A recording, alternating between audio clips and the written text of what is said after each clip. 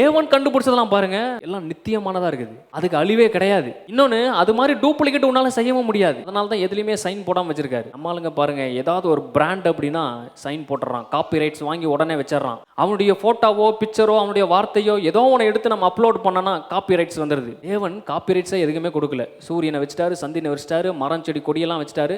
முடிஞ்சா நீ இந்த மாதிரி பண்ணிக்கன்னு சவால் விடுறாரு. அதுல என் சைனே நான் போடல, இந்த மாதிரி முடிஞ்சா ஒரு சூரியனை உண்டாக்கி எனக்கு காமின்றாரு. சைனாக்காரன் ட்ரை பண்றான், முடியல.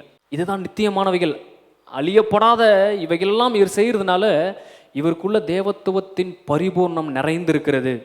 இந்த அனைத்து பரிபூர்ணத்தை எங்க வச்சிருக்காரு அப்படின்னா, சரீர பிரகாரமாக பாடியில அழிஞ்சு போற அந்த பாடியில இயேசு கிறிஸ்துவுக்குள் வாசமாக இருக்கிறது.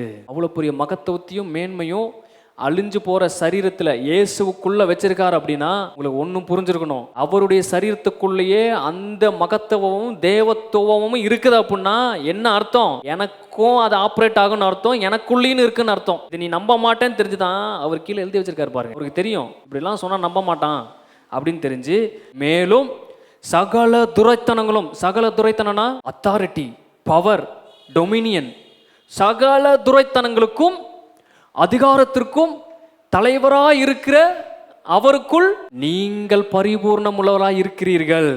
தேவத்துவத்தின் மகத்துவத்துல இயேசு பரிபூர்ணமா இருக்கிறாரு. கீழே சொல்றாரு, அதே பவர்ல, அதே அத்தாரிட்டியில, அதே வல்லமையில யார் பரிபூர்ணமா இருக்கிறான்னா, சபையாகிய நீங்கள் பரிபூர்ணமுள்ளவராக இருக்கீங்க.